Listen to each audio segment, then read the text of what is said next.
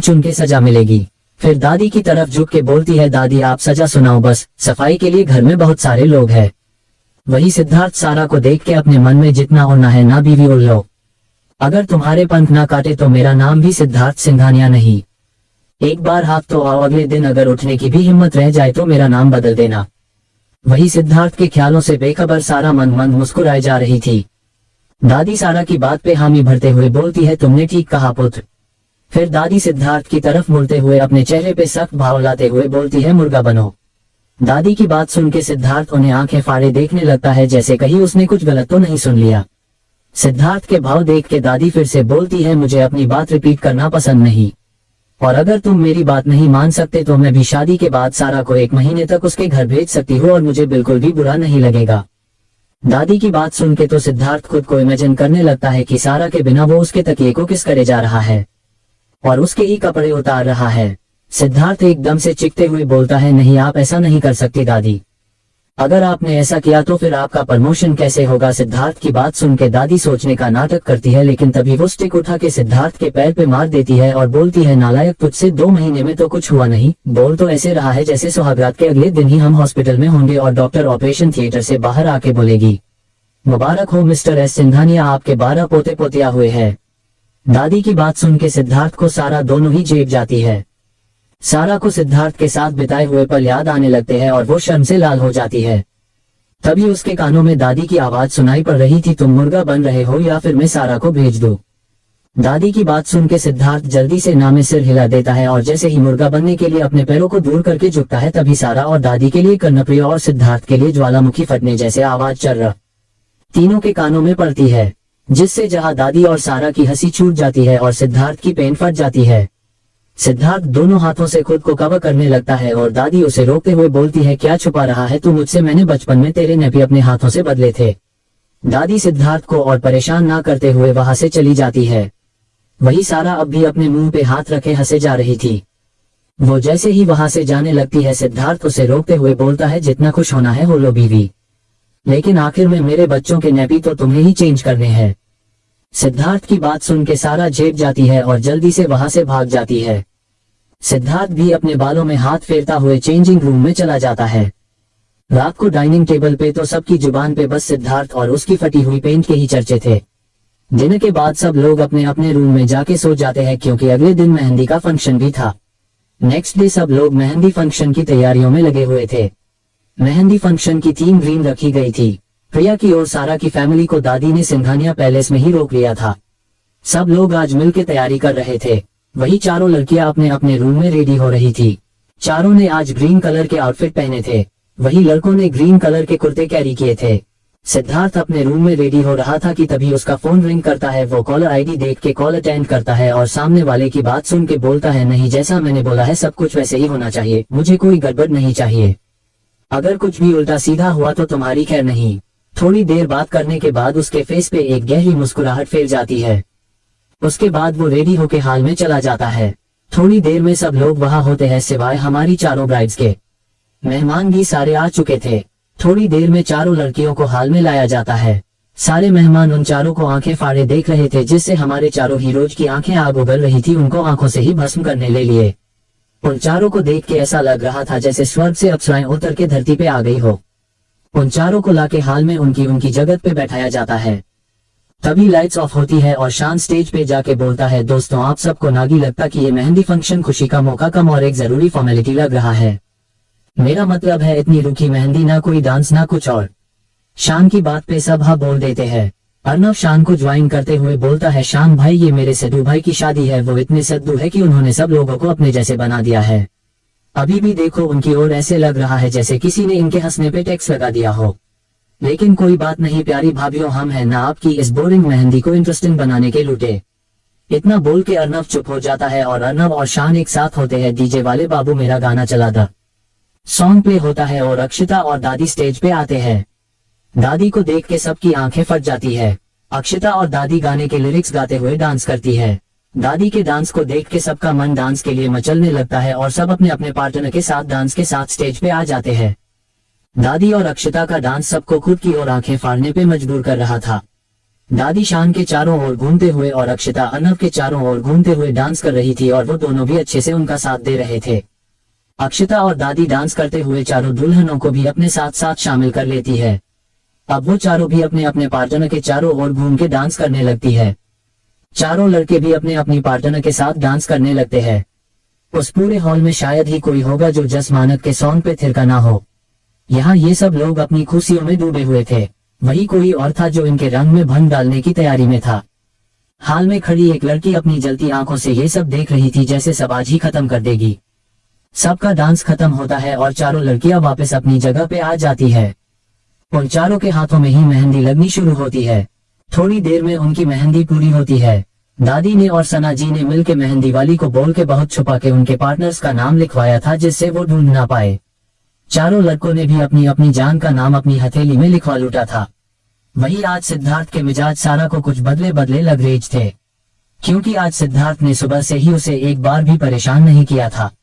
सिद्धार्थ एक कोने में खड़ा आराम से जूस पी रहा था, लेकिन कोई और भी था जो उसको यूं देख के मुस्कुराए जा रहा था। सारा ने सिद्धार्थ को हल्दी वाले दिन बहुत परेशान किया था, इसलिए उसने आज मेहंदी वाले दिन उसे बिल्कुल भी परेशान नहीं किया। सिद्धार्थ पूरा टाइम उसे इग्नोर ही कर रहा था, जिससे सारा को भी बुरा लग रहा था। उसे लगा कि सिद्धार्थ उससे नाराज हो गया है, इसलिए उसे इग्नोर कर रहा है। डांस करते वक्त भी सिद्धार्थ सारा को बिल्कुल परेशान नहीं करता। सिद्धार्थ का इग्नोरेंस देख के सारा का मुंह ही लटक गया था। वही सिद्धार्थ को सारा की हालत देख के अंदर ही अंदर बहुत हंसी आ रही थी, लेकिन वो अपने चेहरे पे नहीं आने दे रहा था।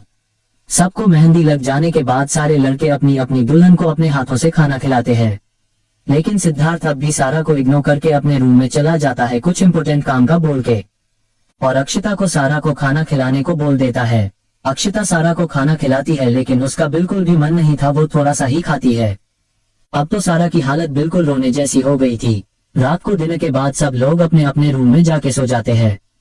प्रिया, संध्या और जानवी को विराज, कबीर और मिहिर ने चेंज करने में हेल्प कर दी थी, लेकिन सारा अपने रोते हुए दिल को संभालते हुए अपने रूम में चली जाती है और उन्हीं कपड़ों में सो जाती है, क्योंकि उसकी मेहंदी गीली थी और सिद्धार्थ को उसे फुल इग्नोर करने पे था। सारा लाइट्स ऑफ करके सो जाती है। अचानक उसे अपने रूम की बालकनी में किसी के कदमों की आहट होती है और वो उठ के बैठ जाती है। पहले तो उसे लगा कि शायद सिद्धार्थ होगा, लेकिन जब उसे काले कपड़े वाले दो लोग दिखाई देते हैं तो उसकी डर से चीख निकल जाती है, लेकिन उसकी चीख बाहर किसी को सुनाई देती उससे पहले ही वो लोग उसके मुंह पे रुमाल रख देते हैं और सारा बेहोश हो जाती है। उसके बाद वो दोनों सारा को संभाल के उठाते हैं और बालकनी से ही लेके चले जाते हैं। वही बाकी सब इन सब से बेखबर चैन की नींद सो रहे थे। कुछ देर के बाद सारा की जब आंख खुलती है तो उसने खुद को सिद्धार्थ के फार्म हाउस के गार्डन में पाया और अपने चारों ओर के अरेंजमेंट्स देख के उसको एक झटका लगता है, क्योंकि पूरे गार्डन को अलग अलग लाइट से सजाया गया था। पूरे गार्डन में गुलाब की पंखुड़ियां बिछी हुई थी। सारा जिस किंग साइज बेड पे लेटी हुई थी वो राउंड शेप में था और उसके चारों ओर व्हाइट कलर के कर्टन्स लगे हुए थे। स्विमिंग पूल के चारों ओर अलग अलग कैंडल्स लगी हुई थी। स्विमिंग पूल में पंखुड़ियां फैली हुई थी। सारा अपने आसपास के नजारे को देखने में इतनी मशगूल थी कि उसने ध्यान ही नहीं दिया कि उसका प्यारा हैंडसम हब्बी व्हाइट कलर के शर्ट और ट्राउजर में कहर ढा रहा है और उसे ही प्यार से देखे जा रहा है। आज सिद्धार्थ की आंखों में कुछ और ही दिखाई दे रहा था। सारा को जब अपने ऊपर किसी की नजरों की तपिश महसूस होती है तो वो नजरें उठा के देखती है तो फिर एक बार उसे एक मिनी हार्ट अटैक आ गया था, क्योंकि सिद्धार्थ ने अपनी शर्ट के 3 बटन खुले छोड़े थे जिससे उसका ब्रॉड चेस्ट किसी को भी अपनी ओर खींच ले। उसने अपनी शर्ट के स्लीव्स को फोल्ड किया हुआ था। सारा तो सिद्धार्थ को देखे ही जा रही थी। वही सिद्धार्थ की आंखों में एक नशा छाया हुआ था। सारा सिद्धार्थ की बातों से होश में आती है, जो बोल रहा था बीवी अब भी दूर से ही देखोगी या कुछ करोगी भी। सारा सिद्धार्थ की बात सुन के झेप जाती है और इधर उधर देखने लगती है, लेकिन जैसे ही उसे याद आता है कि सिद्धार्थ उसे सुबह से इग्नोर कर रहा था, वो बेड से उठती है और सिद्धार्थ के सामने जाके खड़ी हो जाती है और बोलती है, बहुत जल्दी तुम्हें याद नहीं आ गया कि तुम्हारी एक बीवी भी है? सुबह से तो मुझे इग्नोर कर रहे थे, अब क्या हुआ, अब भी जाओ। सारा की बात सुन के सिद्धार्थ मुस्कुराने लगता है और बोलता है, मैंने थोड़ा सा इग्नोर किया तो इतना बुरा लगा और ये नहीं सोचा मेरा इतने दिन से क्या हाल हो रहा है। ऊपर से कल मैं मिलने आया तो दादी को भी शामिल कर लिया तुमने। सिद्धार्थ की बात सुन के सारा अब भी कुछ नहीं बोलती और मुंह फेर के खड़ी हो जाती है। सिद्धार्थ उसके पास जाता है और उसे पीछे से ही अपनी बाहों में भर लेता है। फिर धीरे धीरे उसके कानों पे अपने ठंडे हाथ रख के बहुत ही एहसास के साथ बोलता है, बीवी जितना तुमने मुझे तड़पाया है उसकी तुम्हें पूरी सजा मिलेगी और आज ही मिलेगी। सिद्धार्थ की इतनी मधोशी भरी आवाज सुन के सारा की पूरी बॉडी में सनसनी फैल जाती है। वो सिद्धार्थ से छूट के स्विमिंग पूल के पास जाके बैठ जाती है। सिद्धार्थ मुस्कुराते हुए अपने बालों में हाथ फेरता हुआ उसके पीछे चला जाता है और उसके पास जाके बैठ जाता है। सारा शरारत से मुस्कुराती है और स्विमिंग पूल से पानी हाथों में लेके सिद्धार्थ पे मारने लगती है। सिद्धार्थ उसे रोकते हुए बोलता है, बीवी जितना मुझे तुम सताओगी उतनी ही सजा तुम्हें मिलेगी। लेकिन सारा को कोई फर्क नहीं पड़ता, वो अब भी सिद्धार्थ को भिगाए जा रही थी। सिद्धार्थ से जब और कंट्रोल नहीं हुआ तो वो जैसे ही सारा पे पानी डालने जाता है, सारा वहां से भागते हुए जाने लगती है। सिद्धार्थ उसका हाथ पकड़ के खींच लेता है। सारा का बैलेंस नहीं बन पाता और वो सिद्धार्थ को साथ लेके ही स्विमिंग पूल में डुबकी लगा देती है। दोनों स्विमिंग पूल में पूरे भीगे हुए एक दूसरे के सामने खड़े थे। सिद्धार्थ की ट्रांसपेरेंट शर्ट गीली होके और भी ज्यादा रिवेलिंग हो जाती है। सारा धीरे धीरे उसके पास जाती है और उसकी शर्ट के बटन खोल देती है। सारा अपनी उंगलियों को सिद्धार्थ की चेस्ट पे फिराने लगती है। सारा के छूते ही सिद्धार्थ की आंखें बंद हो जाती है। सारा आगे बढ़ती है और अपने पंजों पे खड़ी होकर उसकी गर्दन पे अपने होंठ रख देती है। सारा अपने हाथों से सिद्धार्थ की चेस्ट को सहलाए जा रही थी, वही उसके होंठ सिद्धार्थ की बॉडी पे लगी पानी की बूंदों को पिए जा रहे थे। सिद्धार्थ कस के अपनी मुठिया बंद कर लेता है। सारा अपने होठों को धीरे धीरे उसकी चेस्ट पे फिराने लगती है। सिद्धार्थ की बॉडी सिर्फ सारा को छूते ही गर्म हो जाती है। सारा धीरे धीरे उसके पीछे जाती है और उसकी शर्ट को उसकी बॉडी से अलग कर देती है। सारा पीछे से ही सिद्धार्थ को अपनी बाहों में भर लेती है। सिद्धार्थ उसके हाथों पे अपने हाथ रख देता है और उसे आगे लेके आता है। सारा अपनी नजरें झुकाए उसके सामने खड़ी थी। सिद्धार्थ अपने हाथ से उसके चेहरे को ऊपर करता है और उसकी दोनों आंखों को अपने लबों से छू लेता है। उसके बाद उसके दोनों गालों को अपने होठों की तपिश महसूस करवाता है। सिद्धार्थ उसके कानों की ओर बढ़ता है और अपने दांतों से ही उसके झुमके निकाल देता है। उसके बाद उसके होठों पे अपने होठ रख के बहुत ही इंटेंसली उसे किस करने लगता है। सारा भी आज उसका पूरा साथ देती है और उसके गले में अपनी बाहों का हार डाल देती है। करीब 20 मिनट के बाद दोनों की ही सांसें उखड़ने लगी थी, तब दोनों एक दूसरे से अलग होते हैं। सिद्धार्थ सारा को पलट देता है और एक उसके बालों को साइड करके अपने दांतों से ही उसके ब्लाउज की डोरी खोल देता है। सारा अपने ब्लाउज को हाथों से संभालने लगती है, लेकिन तभी सिद्धार्थ उसके लहंगे की डोरी को भी खोल देता है और उसके लहंगे को उसकी बॉडी से अलग कर देता है। सिद्धार्थ सारा को पलट देता है और उसके दोनों हाथ अपने कंधे पे रख के उसके ब्लाउज को भी उसकी बॉडी से अलग कर देता है। सारा अब अपनी ब्लैक कलर की ब्रा और पैंटी में सिद्धार्थ के सामने खड़ी थी।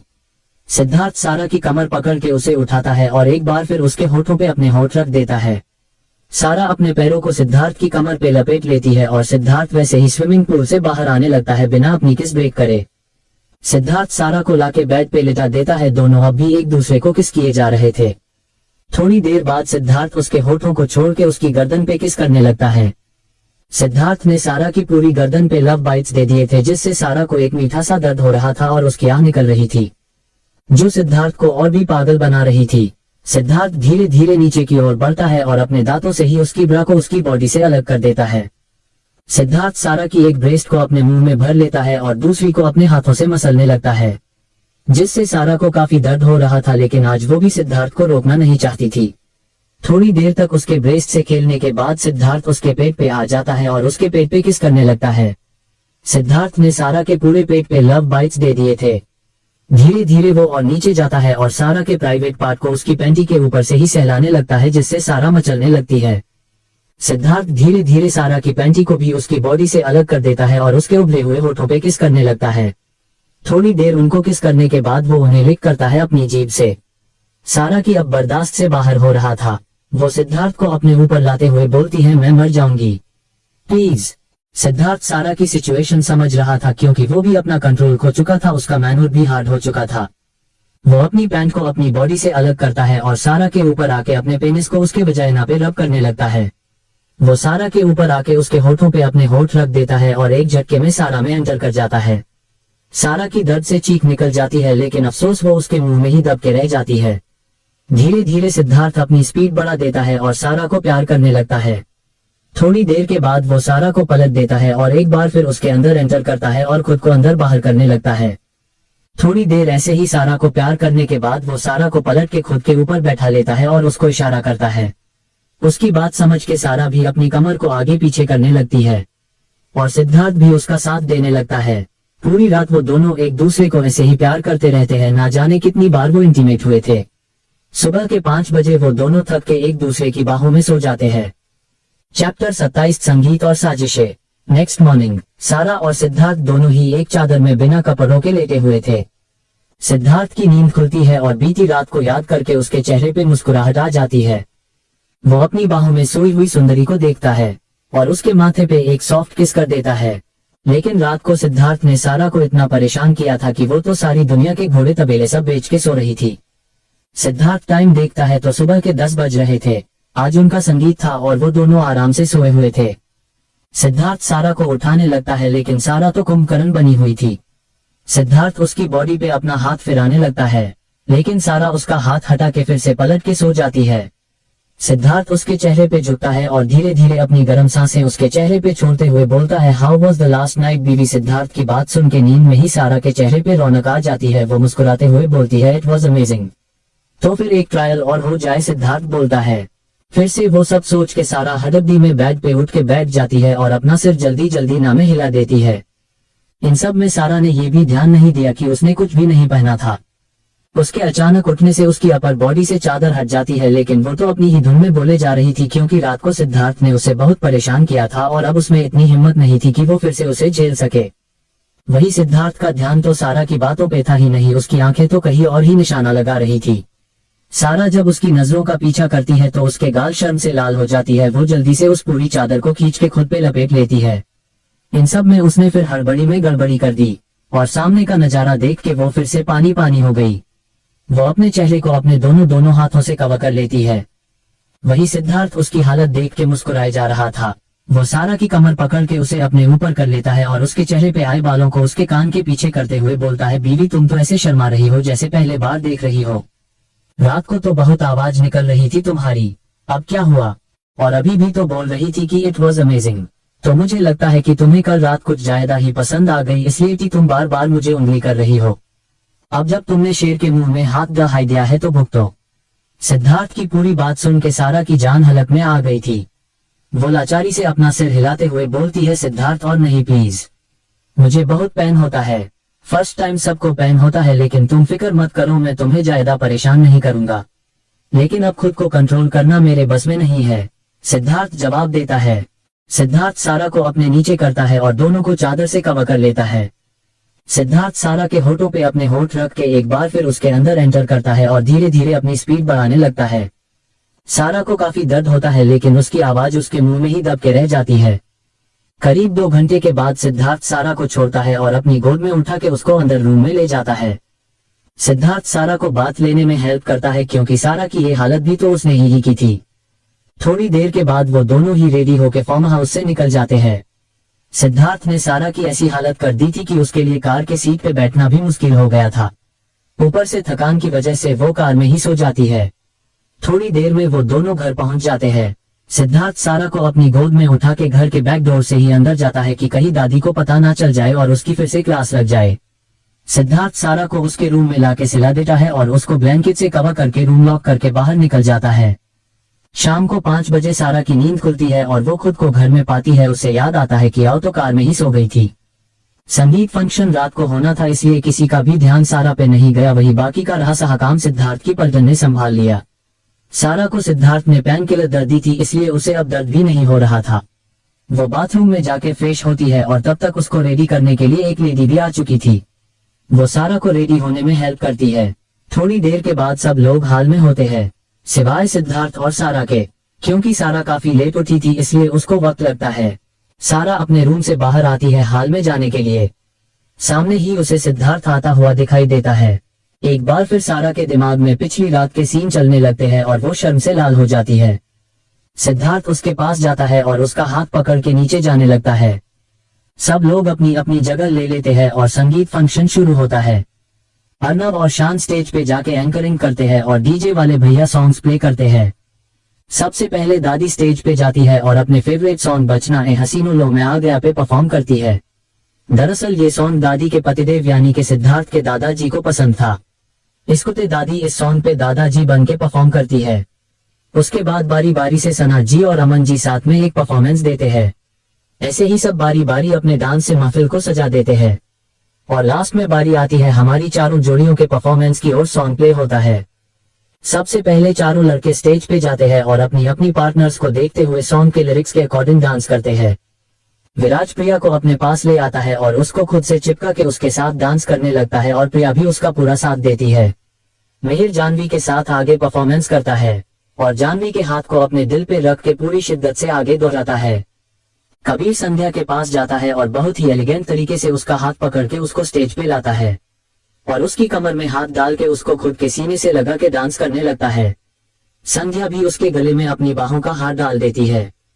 सिद्धार्थ सारा के पास जाता है और उसे अपनी गोद में उठा के स्टेज पे लाता है। सारा सिद्धार्थ के सीने में अपना सिर छुपा देती है। सिद्धार्थ सारा को स्टेज पे लाके खड़ा करता है और उसके चारों ओर घूमते हुए डांस करता है। लास्ट में चारों अपने अपने पार्टनर को ऊपर उठा लेते हैं और गोल गोल घुमाने लगते हैं। शान, अर्नव और अक्षिता फर्स्ट फ्लोर पे जाके और कुछ सर्पमेंट्स की हेल्प से उन सब पे गुलाब की पंखुड़ियां की बारिश कर देते हैं। हंसी खुशी संगीत का फंक्शन खत्म होता है और रात को डिनर करने के बाद अपने अपने रूम में चले जाते हैं। सिद्धार्थ रात को फिर सारा के रूम में जाता है, लेकिन वो पहले ही सो चुकी थी। सिद्धार्थ भी साइड में लेट जाता है, उसको हक करके वो भी सो जाता है। यहाँ ये सब लोग चैन की नींद सो रहे थे, वही कोई और था जिसकी नींद उड़ी हुई थी। एक अंधेरे कमरे में एक इंसान चेयर पे बैठा हुआ था और उसके सामने एक इंसान खड़ा हुआ था। वो चेयर वाला सकस उस पे गन पॉइंट करते हुए बोलता है, तुमने सोचा भी कैसे कि तुम मुझे डबल क्रॉस करोगे और उस सिद्धार्थ का साथ दोगे। उस चेयर पे बैठे इंसान की बात सुन के वो सामने वाला शख्स बोलता है, मैंने आपको कोई धोखा नहीं दिया। मैंने वो जिस उसे दे दिया था, लेकिन उसने सिर्फ उसकी एक ही घुट ली थी और बाकी उसने छोड़ दिया। तो इसमें मैं क्या कर सकता हूँ। उसकी बात सुन के चेयर वाला शख्स बोलता है, कल उसकी शादी है उस सारा के साथ, अगर उन दोनों की शादी हो गई मेरा पूरा प्लान फेल हो जाएगा। नहीं, ऐसा नहीं होगा, नहीं होगी उन दोनों की शादी। वही जंगल में उस अंडरग्राउंड घर में विशाल और उसके दोनों लाल कुछ प्लानिंग कर रहे थे। शिवम अपने बाप को देखते हुए बोलता है, कल होगा सिद्धार्थ की शादी में सबसे बड़ा धमाका। बहुत उड़ता है ना वो, कल उसकी जिंदगी का सबसे मनहूस दिन होगा। उसकी बात सुन के वो तीनों मुस्कुराते हैं और शराब के ग्लास को आपस में टकराते हुए चीज करते हैं। नेक्स्ट मॉर्निंग सिंघानिया पैलेस में सब लोग शादी की तपे की मात्रा या प्या की मात्रा रपे छोटी ई की मात्रा या पेओ की मात्रा इनमें लगे थे। पूरे पैलेस को दुल्हन बनाया गया था। सिक्योरिटी एकदम टाइट रखी गई थी कि परिंदा भी पर ना मार सके। रॉकी को पूरे सिक्योरिटी सिस्टम को मैनेज करने के लिए बुलाया गया था। सब लोग अपनी अपनी प्लानिंग में लगे हुए हैं।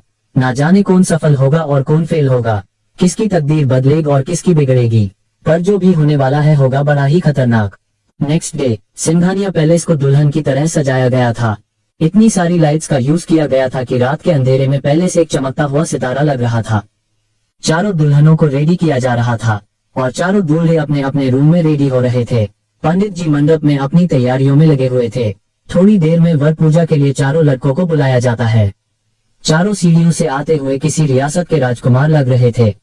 आए हुए सारे मेहमान उनको ही ताड़े जा रहे थे, क्योंकि चारों ही अपने अपने अवतार में कहर ढा रहे थे। चारों आके अपनी अपनी जगह ले लेते हैं और पंडित जी पूजा शुरू करते हैं। थोड़ी ही देर के बाद पंडित जी दुल्हनों को बुलाने के लिए बोलते हैं। एक बार फिर सबकी नजर सीढ़ियों पे टिक जाती है, क्योंकि धरती को अप्सराएं पधार रही थी। सब लोग मुंह फाड़े उनको देख रहे थे, क्योंकि चारों ही कयामत लग रही थी। वही लोगों के रिएक्शन देख के चारों लड़कों का मन कर रहा था कि उन्हें कहीं छुपा के रख ले कि कोई उनको कभी देख ना पाए। चारों दुल्हन अपनी अपनी जगह ले लेती है और पंडित जी शादी की रस्मों को आगे बढ़ा देते हैं। सबसे पहले चारों जोड़ियों की वरमाला की रस्म होती है। उसके थोड़ी देर बाद कन्यादान के लिए लड़की के माता पिता को बुलाया जाता है। तो सारा के मॉम डैड सारा और जानवी का कन्यादान करते हैं। वही संध्या और प्रिया का कन्यादान प्रिया के मॉम डैड करते हैं। थोड़ी देर के बाद गठबंधन के लिए अक्षता आगे आती है और चारों जोड़ियों का गठबंधन करती है। थोड़ी देर में फेरे होते हैं और उसके बाद सिंदूर दान की और मंगलसूत्र पहनने की रस्म होती है और फिर पंडित जी अपना फेमस डायलॉग बोलते हैं, आप सबकी शादी संपन्न हुई, अब आप अपने बड़ों का आशीर्वाद ले लीजिए। सबसे पहले चारों जोड़ियां दादी का आशीर्वाद लेती है और उसके बाद बारी बारी से सबका आशीर्वाद लेते हैं। शादी के बाद मेहमान अपना डिनर लेके अपने अपने घर को रवाना हो जाते हैं। सबके जाने के बाद शादी की बची हुई रस्में पूरी करवाई जाती है। उसके बाद सब लोग डिनर के लिए आ जाते हैं। डिनर के टाइम पे दादी चारों लड़कों को सख्त हिदायत देती है कि कोई भी उनकी प्यारी बहुओं को ज्यादा परेशान नहीं करेगा। अब दादी को कौन बताए, उनके लाडलेटी पहले ही हनीमून मना के बैठे हैं। दादी की बात सुन के चारों अपनी अपनी प्यारी वाइफ को देख के एक डेविल स्माइल करते हैं। डिनर के बाद चारों लड़कियों को उनकी फर्स्ट नाइट के लिए ले जाया जाता है। चारों को उनके रूम में छोड़ के अक्षता हाल में चारों लड़कों के पास आ जाती है और उनसे नेक मांगती है। थोड़ी सी बहस के बाद चारों अपना अपना कार्ड निकल के उसके हाथ में दे देते हैं। अक्षता को नेक मिलता देख अर्नव की आंखें छोटी हो जाती है। वो गुस्से से चारों के पास जाके खड़ा हो जाता है और फिर अपने कमर पे हाथ रख के बहुत ही क्यूट अंदाज में बोलता है, सारी दुनिया बोलती है लड़की और लड़के में कोई डिफरेंस नहीं है। अगर किसी भी काम में इन लड़कियों को हिस्सेदारी ना मिले तो ये झंडा लेके रोड जाम करके सारे सिस्टम को हिलाने आ जाती है। तो फिर अब मुझसे ये गद्दारी क्यों, इसको इतने कार्ड्स मिले और मुझे क्या ये झुनझुना? मैं कोई बच्चा नहीं हूँ, मुझे भी नेक चाहिए। नहीं तो भाई मैं आप सबको श्राप दे दूंगा कि आप अपनी फर्स्ट नाइट आज नहीं मना पाओगे। इतना बोल के अर्नव चारों के आगे लौट जाता है और अपने हक के लिए आवाज उठाता है। अर्नव की बात सुन के चारों को हंसी आ जाती है। चारों के मन में एक ही ख्याल चल रहा था, अरे मेरे भोले भंडारी, तुझे क्या अपने भाई इतने शरीफ लग रहे हैं जो आज तक इंतजार करते फर्स्ट नाइट मनाने का? तेरे भाइयों ने तुझे चाचू बनाने की प्रोसेसिंग पहले ही शुरू कर दी है, लेकिन आज तो कोई भी सब्र ही नहीं कर पा रहा था अपने अपने रूम में जाने को। तो चारों चुपचाप उसे भी उसकी पसंद का नेक दे देते हैं। अर्नव और अक्षता खुशी से चाहते हुए अपने रूम में जाने लगते हैं। कॉरिडोर में अचानक ही अक्षता गिरने लगती है, उसे चक्कर आ रहे थे।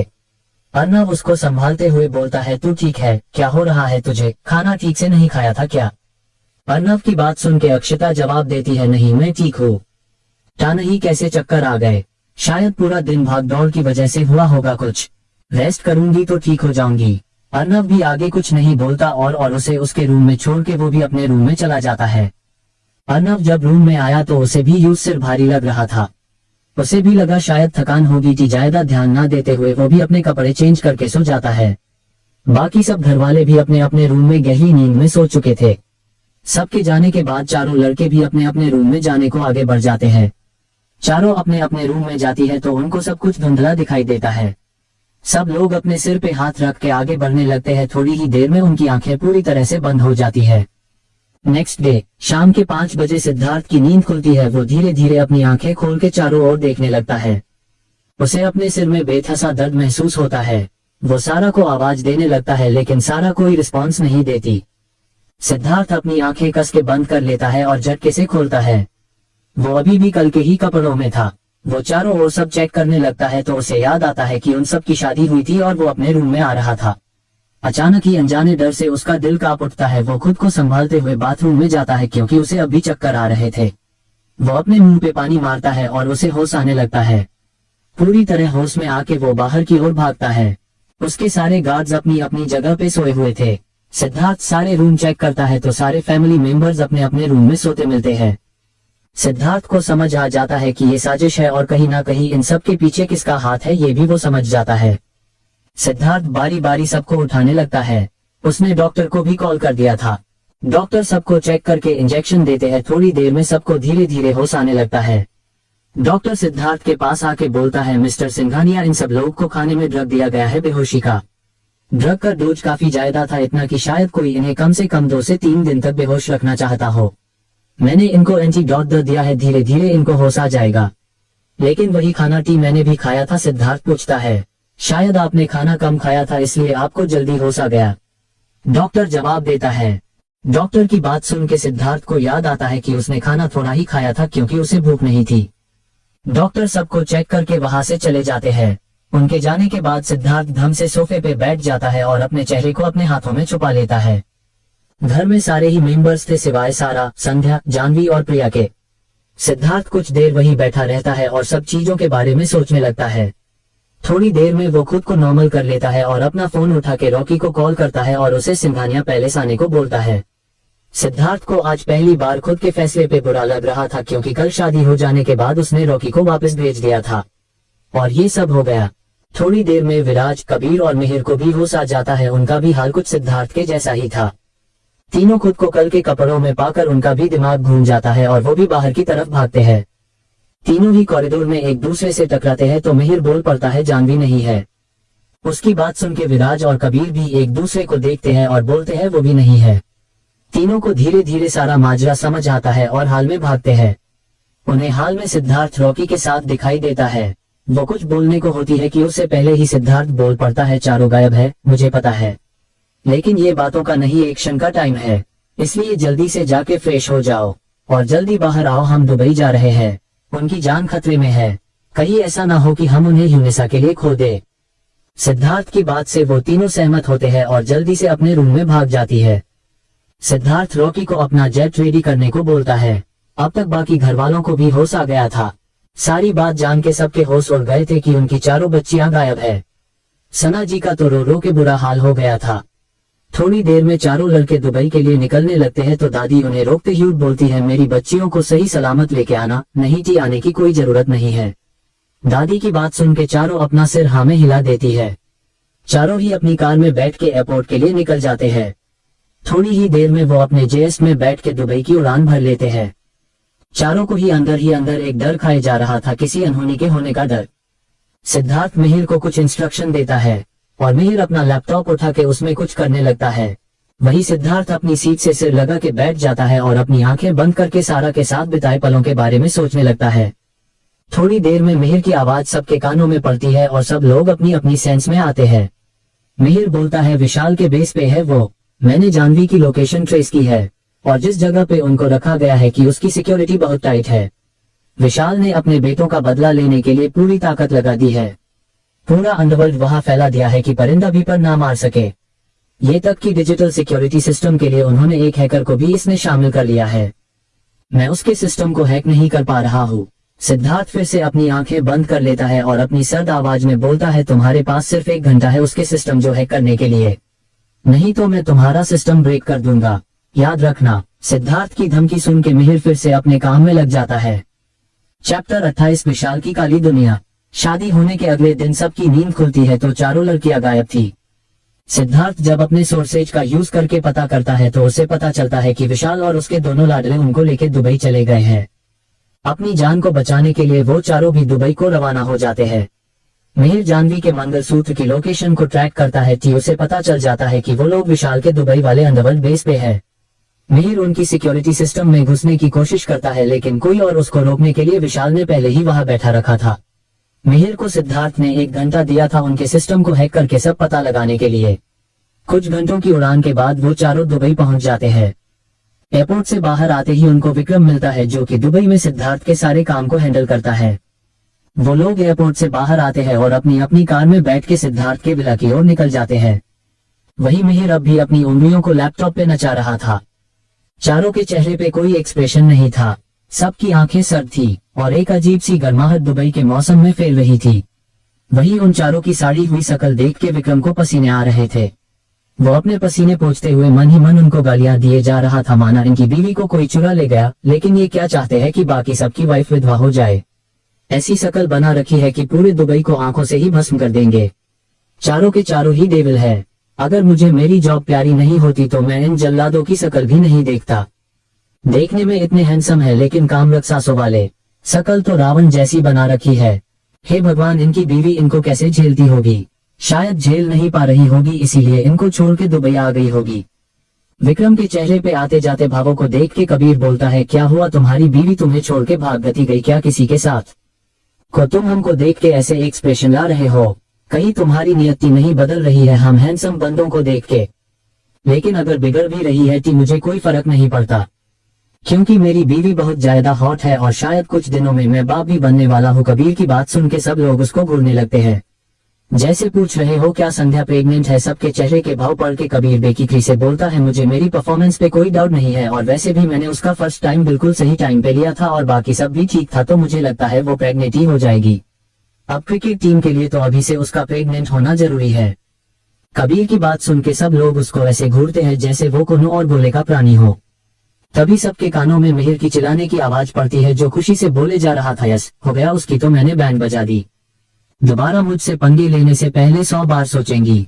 मिहिर अपनी नजरों को उठा के सबका दीदार कार्य है तो सब लोग उसे ही घूरे जा रहे थे, जैसे बोल रहे हो अगर तुमने कुछ अच्छा नहीं बका तो तुम कुछ बकने के लायक नहीं बचोगे।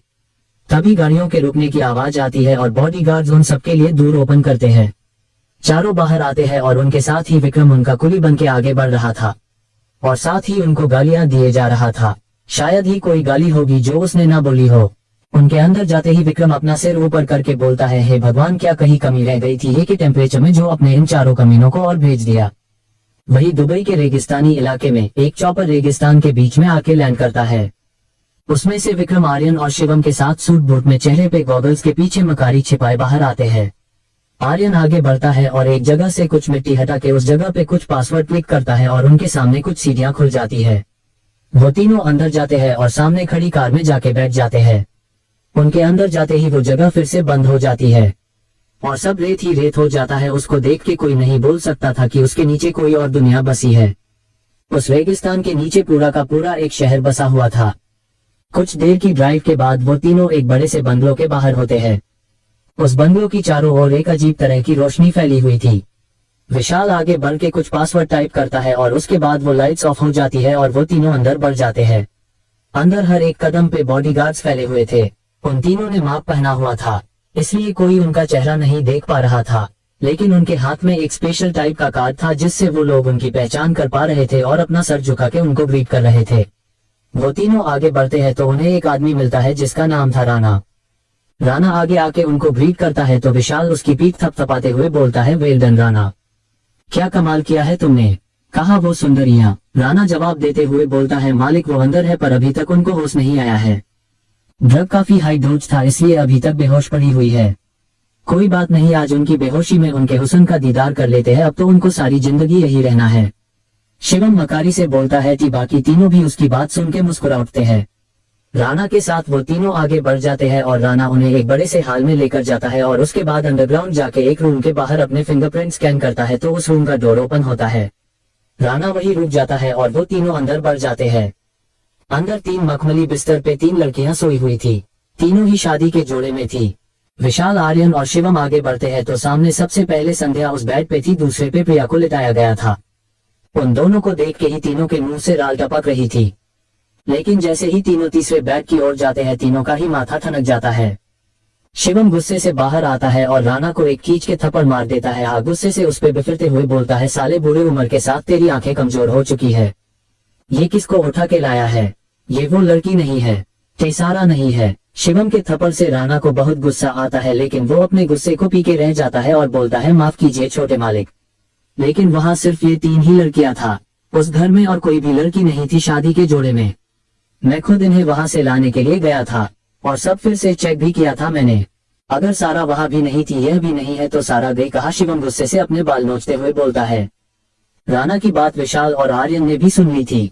वो भी अपने गंद भरे दिमाग से ये सोच रहे थे कि आखिर सारा है कहा। वो तीनों फिर से अंदर चले जाते हैं और तीसरे बेड पे लेटी हुई लड़की को देखने लगते हैं, क्योंकि बेड पे सारा की जगह जानवी थी। अचानक आर्यन के दिमाग में कुछ स्ट्राइक करता है और वो शिवम की ओर मुड़ते हुए बोलता है, भाई आपको ये लड़की कुछ जानी पहचानी नहीं लग रही, ये वही लड़की है छोटे जो एक बार पहले भी हमारी लंका में आग लगने आई थी, लेकिन ये बच कैसे गई। शिवम जवाब देता है। अपने लाडले की बात सुन के विशाल के चेहरे पे पसीने आ जाते हैं और वो थोड़ा गुस्से से बोलता है, अगर ये वही लड़की है तो ये हमारे लिए खतरे की घंटी है, इसको खत्म करने में ही हमारी भलाई है। इतनी भी क्या जल्दी है डैड, जरा इसके हुस्न का रस तो चख ले। हम देख रहे हो ना आपकी ये पहले से भी ज्यादा हॉट हो गई है, और वैसे भी ये पिछली बार बच गई तो क्या हुआ, इस बार इसके मोटे दाम मिलेंगे उस शेख से। आर्यन अपने होठों पे हाथ फेरता हुआ बोलता है। वही सिद्धार्थ के विला में चारों बैठे आगे का प्लान डिस्कस कर रहे थे।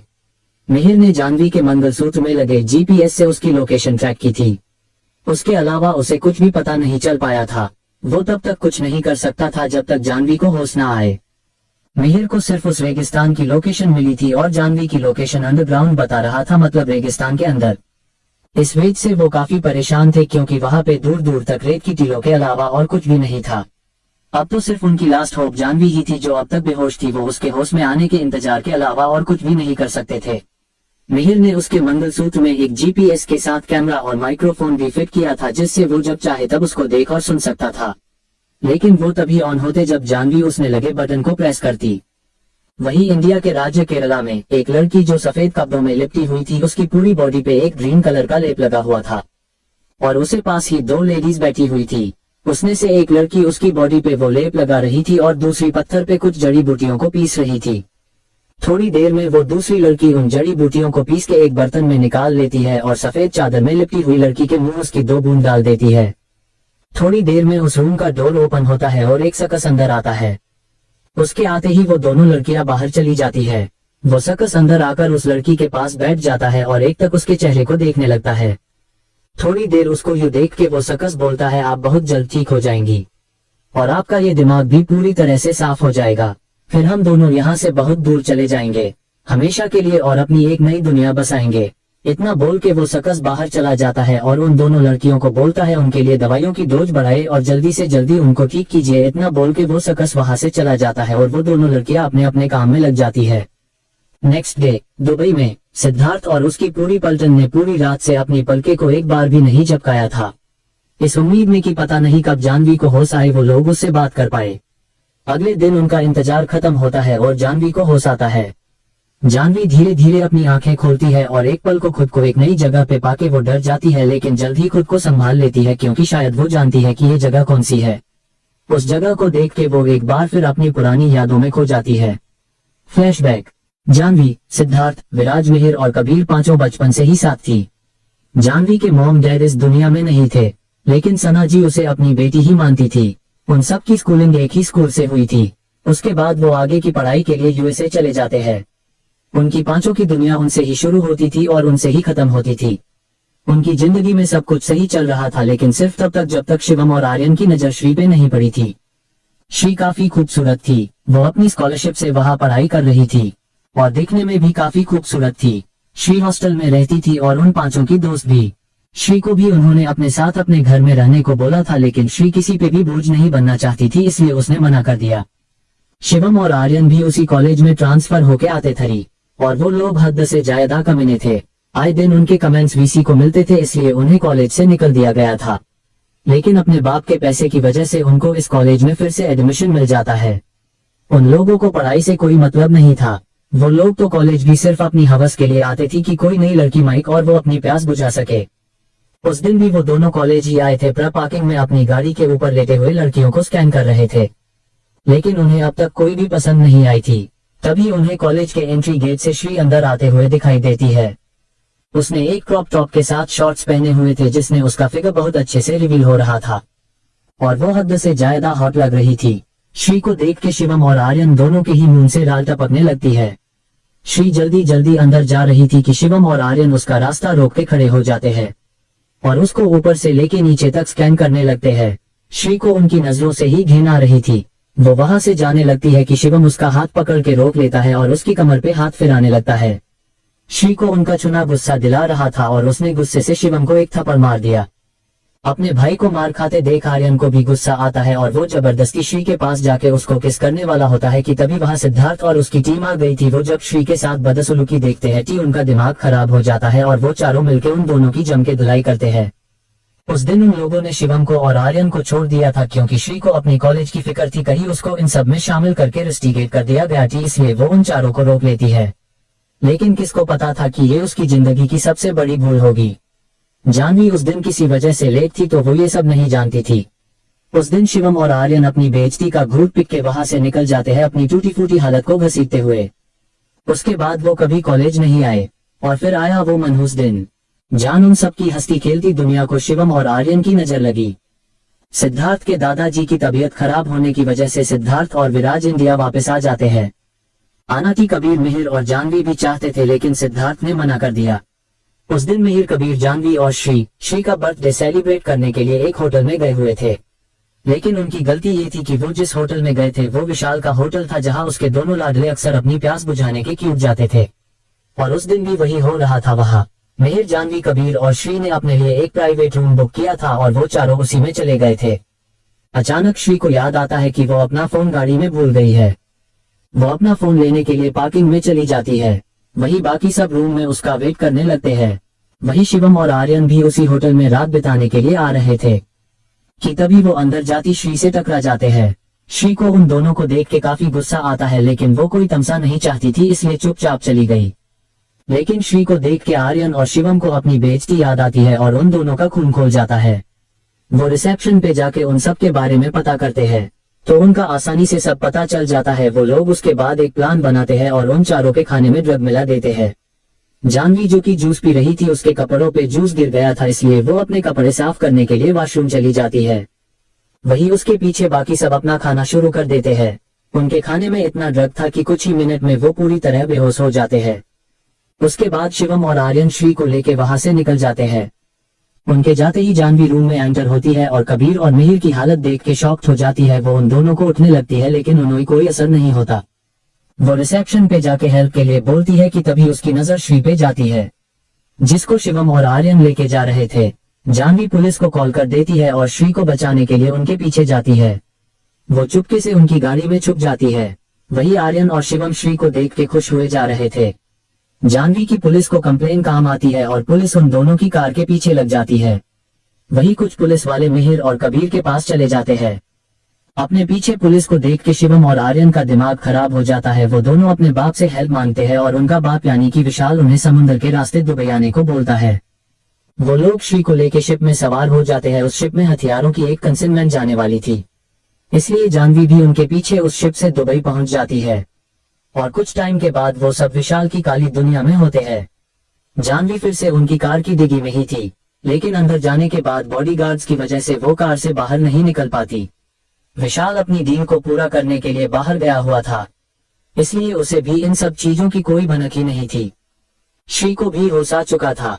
शिवम उसे ले जाके एक रूम में बंद कर देता है।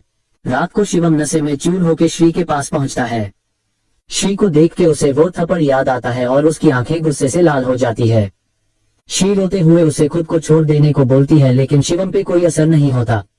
शिवम श्री के पास जाता है और उसे जबरदस्ती किस करने लगता है, लेकिन श्री ने अभी भी हिम्मत नहीं तोड़ी थी। वो फिर खुद को बचाने को खड़ी होती है और शिवम को धक्का देके एक थप्पड़ मार देती है। दूसरा थप्पड़ पड़ते ही शिवम अपना आपा खो देता है और एक रस्सी लाके श्री के हाथ पैर बांध देता है। श्री रोते हैं, लेकिन उसकी कोई सुनने वाला नहीं था। शिवम एक झटके से उसके सारे कपड़े फाड़ के निकाल देता है और जानवर की तरह उस पे टूट पड़ता है। उसने पूरी रात जानवर की तरह श्री की बॉडी को नोचा काटा। श्री की पूरी बॉडी से खून बह रहा था और वो बेजान सी उस बेड पे पड़ी हुई थी। सुबह जब शिवम उस रूम से बाहर निकाला था तो आर्यन की गंदी नजर उस पे पड़ी और वो उस पे टूट पड़ा। वही जानवी अभी भी उस कार में ही छिपी हुई थी, क्योंकि उसे कोई मौका ही नहीं मिला निकलने का। श्री की हालत खराब हो चुकी थी, लेकिन दोनों भाई लगातार उसके साथ इनमेट होते। एक दिन बाद जब विशाल वहां वापस आया तो उसे अपने बेटों की करतूत के बारे में पता चला, लेकिन जब उसने बिना कपड़ों के श्री को वहां पड़े देखा तो उसकी भी नीयत डोल गई और उसने भी श्री के साथ वही सब किया। इन सबको सहते सहते श्री की हिम्मत टूट चुकी थी। वो बेजान सी उस बेड पे पड़ी हुई थी। उस रात को विशाल के जाने के बाद श्री उस बेड पे अधमरी हालत में थी। वही उसकी हालत देख के कोई और लड़की भी थी उस रूम में जो खुश हुए जा रही थी और कोई नहीं समझ रही थी। जानवी को उस रात कार से निकलने का मौका मिला, लेकिन इतने टाइम से भूखा रहने की वजह से उसकी भी हालत खराब हो रही थी, लेकिन फिर भी खुद को संभालते हुए वो आगे बढ़ रही थी, सबकी नजरों से बच के। जानवी उस घर में छुपते हुए हर जगह श्री को ढूंढ रही थी। लास्ट में उसे जब विशाल अपने कपड़े लेके रोक से बाहर आता दिखा थी, उसका दिल धक से रह गया, लेकिन उसने अपनी उम्मीद नहीं टूटने दी और आगे बढ़ी। लेकिन अंदर का नजारा देख के उसकी आंखें झरने की तरह बहने लगी। वो खुद को संभालते हुए श्री के पास गई और उसको उठने लगी। उसने पास ही पड़ी चादर से श्री को कवर करने की कोशिश करी है, लेकिन श्री की कोई जवाब ही नहीं दे रही थी। शायद उन राक्षसों के टॉर्चर को देख के भगवान का भी दिल भर आया था और उन्होंने श्री को अपने पास बुला लिया। जानवी वही बैठ के रोने लगी। उसने इतना भी ध्यान नहीं दिया कि वो खुद वहां फंस चुकी थी। उसे कैसे भी करके वहां से निकलना था। उस रात उस जगह पे विशाल के साथ दुबई का शेख अब्दुल्ला भी आया था, जो कि उसका पार्टनर था सारे इलीगल कामों में। जानवी वहां से निकल रही थी कि अचानक ही विशाल के आदमियों की नजर उस पे पड़ी और वो पकड़ी गई। चैप्टर 29 अतीत का वो काला दिन। श्री उन तीनों की दरिंदगी को बर्दाश्त करते करते इस दुनिया को अलविदा बोल चुकी थी। जानवी उस हेल में फंस चुकी थी। वो खुद को संभालते हुए वहां से जाने लगती है कि विशाल के आदमी उसे पकड़ लेते हैं। उस दिन विशाल के साथ दुबई के शेख अब्दुल्ला भी वहां आया हुआ था। जब जानवी को विशाल के सामने लाया गया था तब आर्यन और शिवम दोनों ही उसे पहचान गए थे और उसको ललचाई नजरों से देख रहे थे, लेकिन शेख उसे देख के अपना ईमान खो चुका था। वो जानवी को बहुत ही गंदी नजरों से देख रहा था। वो विशाल को जानवी के बदले मुंह मांगी रकम देने को भी तैयार था और ये विशाल के लिए बहुत ही फायदे का सौदा था, इसलिए इसे भी तैयार था। वैसे भी उसे जानवी से कोई लेना देना नहीं था। शेख अगले दिन वापस जाने वाला था। जानवी को वही कैद कर दिया गया था। अब तो जानवी बस भगवान से ही प्रे कर सकती थी उसे उन दरिंदों से बचने के लिए। वही कबीर और मिहिर उन दोनों को पागलों की तरह ढूंढ रहे थे। जानवी ने अपना फोन स्विच ऑफ होने से पहले ही उस जगह की लोकेशन को मिहिर के पास शेयर कर दिया था, लेकिन वो श्री के बारे में कोई इन्फॉर्मेशन नहीं दे पाई थी। मिहिर भी अपनी जान को बचाने के लिए दुबई के लिए रवाना हो जाता है। वो कबीर की जान को खतरे में नहीं डालना चाहता था, इसलिए उसने श्री का बहाना बना के उसको वही छोड़ दिया। वही सिद्धार्थ और विराज अब भी इंडिया में ही थे, क्योंकि सिद्धार्थ के दादाजी की जान जा चुकी थी। मिहिर ने दुबई पुलिस की भी हेल्प ली थी। क्योंकि वो काफी पावरफुल फैमिली से बिलोंग करता था, इसलिए पुलिस भी उसकी हेल्प करने को रेडी थी। वही रात को सभी अपने अपने रूम में चले जाते हैं। शिवम जब अपने रूम में जाता है तो उसके रूम में समीरा एक हॉट सी नाइटी पहने उसका इंतजार कर रही थी। शिवम डोर लॉक करता है और उसके सामने जाके खड़ा हो जाता है। शिवम के अलावा समीरा को किसी ने भी नहीं देखा था, ये तक कि आर्यन ने भी नहीं, क्योंकि उसे अपने भाई की गर्लफ्रेंड से कोई लेना देना नहीं था। उसने समीरा का चेहरा नहीं देखा था। समीरा अदाओं के साथ चल के शिवम के पास आती है और अपने हाथों को उसकी चेस्ट पे चलते हुए उसकी शर्ट के बटन खोल देती है और उसकी शर्ट को उसकी बॉडी से अलग कर देती है। उसके बाद अपने हाथ नीचे की ओर बढ़ती हुई उसकी जीन्स को भी निकल देती है और साथ ही उसके बाकी के कपड़े को भी। शिवम बिना किसी रिएक्शन के उसके सामने खड़ा रहता है। समीरा अपने घुटनों पे बैठ जाती है और उसकी हार्डनेस को सक करने लगती है। शिवम उसके सिर को सहलाता रहता है। कुछ ही सेकंड्स में वो अपना कंट्रोल खो चुका था। वो समीरा को एक झटके से खड़ा करता है और बेड पे फेंक देता है और उसके ऊपर आके उसकी नाइटी को फाड़ के उसकी बॉडी से अलग कर देता है। थोड़ी देर में उस रूम में समीरा की सिसकियां गूंजने लगती है। पूरी रात वो ना जाने कितनी ही बार इनिमेट होने हैं। सुबह जब दोनों की नींद खुलती है तो दोनों बिना कपड़ों के एक एक दूसरे से चिपक के सोए हुए थे। शिवम की नींद खुलती है और अपने सामने नेक्स्ट समीरा को देख के वो फिर से अपना कंट्रोल खो देता है और उसके साथ इंटीमेट होता है। उसके शुरू होते ही समीरा की भी नींद खुल जाती है और वो भी उसका पूरा साथ देती है। करीब 2 घंटे के बाद दोनों एक दूसरे से अलग होते हैं और समीरा रेडी होने के लिए बाथरूम जाने लगती है कि शिवम उसे रोकते हुए बोलता है, तुम तो उनकी दोस्त हो ना, फिर तुमने उस लड़की के साथ ये सब क्यों किया? शिवम की बात सुन के समीरा हंसने लगती है और बोलती है, दोस्त माय फूट, मुझे वो लोग बिल्कुल पसंद नहीं है। मैं सिर्फ सिद्धार्थ के लिए यहाँ आई थी, लेकिन वो श्री उसे पसंद करती थी और सिद्धार्थ को बताने भी वाली थी। मुझे डर था कि अगर सिद्धार्थ ने उसे हाँ बोल दी कि मेरा पूरा प्लान चौपट हो जाता, इसलिए मैंने तुम्हें उनकी खबर दी। अब ना रहा बांस ना बजेगी बांसुरी। इतना बोल के समीरा बाथरूम में चली जाती है। जानवी को शेख के साथ भेजने के लिए होश में लाया जा रहा था, क्योंकि वो इतने दिन से कुछ ना खाने की वजह से अपने होश खो चुकी थी। मिहिर भी दुबई आ चुका था। वही कबीर अब तक इसी सोच में था कि शायद श्री जिंदा है। विशाल की काली दुनिया उस वक्त रेगिस्तान के ऊपर ही थी। पुलिस भी कब से उसका एनकाउंटर करना चाहती थी, लेकिन उन्हें कभी मौका ही नहीं मिला। मिहिर पुलिस के साथ उस जगह के लिए निकल जाता है। वो कोई भी रिस्क नहीं लेना चाहता था, क्योंकि जानवी और श्री उसके अकॉर्डिंग अब भी अंदर ही थी। जानवी को होश में लाया जाता है और उसे शेख के साथ जाने को रेडी कर दिया जाता है। जानवी मन ही मन मिहिर को याद किए जा रही थी और अपने छोटे भाई बहन को भी, रिवान और निकिता को। शेख जानवी को लेकर अपनी कार में बैठ जाता है, लेकिन वो वहां से निकल पाता उससे पहले ही वहां पे दुबई पुलिस ने अटैक कर दिया था। विशाल और शेख के आदमी पुलिस वालों के साथ टक्कर लेने लगते हैं, लेकिन पुलिस पहले से ही पूरी तैयारी के साथ आई थी। उसने तो एयरफोर्स की भी मदद की थी और कुछ स्पेशल कमांडो को भी इस मिशन में शामिल किया गया था। कुछ ही देर में पुलिस ने उन सभी को मौत की नींद सुला दिया। इसमें कुछ पुलिस वाले भी अपनी जान को गंवा चुके थे। मिहिर भी पुलिस के साथ वहां आया था। शेख जानवी को लेके वहां से जाने लगता है दूसरे रास्ते से, लेकिन मिहिर भी अपनी गन को शेख पे पॉइंट कर देता है। शेख बिना हथियारों के था। मिहिर उसे जानवी को छोड़ने को बोलता है। शेख अपनी जान के बदले जानवी को देने को रेडी था। वही विशाल और बाकी उसके दोनों लाडले और समीरा सीक्रेट डोर से अपने चौपर से वहां से निकलने में कामयाब होते हैं। जानवी खुशी से मिहिर के पास जाने लगती है, लेकिन श्री के बारे में याद आते ही वो बिलख के रो पड़ती है। मिहिर भी उसकी हालत समझ के उसे खुद से चिपका लेता है। शेख को पुलिस घेर चुकी थी। पुलिस उसको पकड़ने के लिए उसके पास जाने लगती है कि शेख को जानवी पे बहुत गुस्सा आता है, क्योंकि उसे ये सब जानवी की वजह से ही झेलना पड़ता है। वो जानवी को शूट करने के लिए गन उठता है, लेकिन जानवी उसे देख लेती है और वो भी पास में पड़ी गन से शेख पे शूट कर देती है। साथ ही पुलिस भी अपनी गन से शूट करती है, लेकिन जानवी की गोली से ही उस शेख की मौत हुई थी। अचानक ही उस जगह पे ब्लास्ट होने लगते हैं, क्योंकि विशाल के सारे काले कारनामों के सबूत उस जगह थे, इसलिए उसने सिस्टम ऑन कर दिया था कि उसके जाने के बाद ही वो जगह ब्लास्ट हो जाएगी। सब लोग वहां से बाहर जाने लगते हैं, मिहिर और जानवी भी। एक और जोरदार धमाका होता है और उसके साथ ही सब लोग उधर उधर हो जाते हैं। उस रेगिस्तान में सबकी बॉडी इधर उधर हो जाती है, लेकिन मिहिर, जानवी और कुछ पुलिस वाले भी बच गए थे। मिहिर को लगा कि उसने जानवी को खो दिया, क्योंकि वहां जितने भी लोग थे सब मारे गए थे, इसलिए उसने अपनी मौत की झूठी खबर सबको दी। लेकिन जानवी बच गई थी और बहुत टाइम तक वो हॉस्पिटल में रही थी। तकरीबन 1 साल के बाद उसको होश आया था। उसके बाद उस पे शेख के मर्डर का इल्जाम लगा, क्योंकि शेख दुनिया की नजरों में शरीफ आदमी था। जानवी को उम्मीद थी कि मिहिर जिंदा है, लेकिन जब तक केस था तब तक वो दुबई नहीं छोड़ सकती थी। मिहिर ने उस ब्लास्ट में समीरा को देख लिया था, इसलिए वो उसका दुश्मन बन बैठा था। वही पुलिस ने सिद्धार्थ कबीर को सबके मरने की खबर दी थी और वजह शिवम और आर्यन इसलिए ये थी उनके बीच दुश्मनी की वजह। उसके कुछ वक्त बाद ही विशाल ने फिर से अपना बेस वहां बनाया, लेकिन इस बार रेगिस्तान के अंदर के परिंदा भी पर ना मार सके। फ्लैशबैक एंड जानवी यही सब सोचते जा रही थी और उसके आंसू बहे जा रहे थे। तब तक उसके साथ सोई प्रिया और संध्या को भी होश आ जाता है। संध्या और प्रिया को देख के उसे और भी डर लगने लगता है। संध्या की डर से हालत खराब थी, लेकिन प्रिया ने खुद को संभाल लिया था। जानवी भी उन दोनों को हौसला देती है और तीनों वहां से निकलने का प्लान बनाने लगती है। तीनों को ही अपने पतियों की फिक्र होने लगती है। अचानक जानवी को अपने मंगलसूत्र की याद आती है, क्योंकि मेहर ने उसे सब बताया था। जानवी एक उम्मीद से उस पे लगे बटन को प्रेस करती है। उधर मेहर के लैपटॉप में एक बीप की आवाज सुनाई देती है। चारों ही अपनी आंखें खोले उस लैपटॉप को ताड़ने लगते हैं। उनके ताड़ने से लैपटॉप को भी शर्म आ जाती है और वो मन ही मन चारों को गालियां देने लगता है। चारों के चारों निहायत ही बेशर्म है। मेरी स्लिम ट्रिम बॉडी देखी नहीं, आ टूट पड़े मुझ पे। भगवान जल्दी से इनकी बीवी इनको दिला दे, नहीं तो ये कहीं मेरी इज्जत पे डाका ना डाल दे। मेहर जानवी को आवाज देने लगता है, क्योंकि जानवी के बटन प्रेस करते ही कैमरा भी ऑन हो गया था और माइक्रोफोन। जानवी को मेहर की आवाज सुनाई देती है और वो रोने लगती है। उससे कुछ भी नहीं बोला जा रहा था।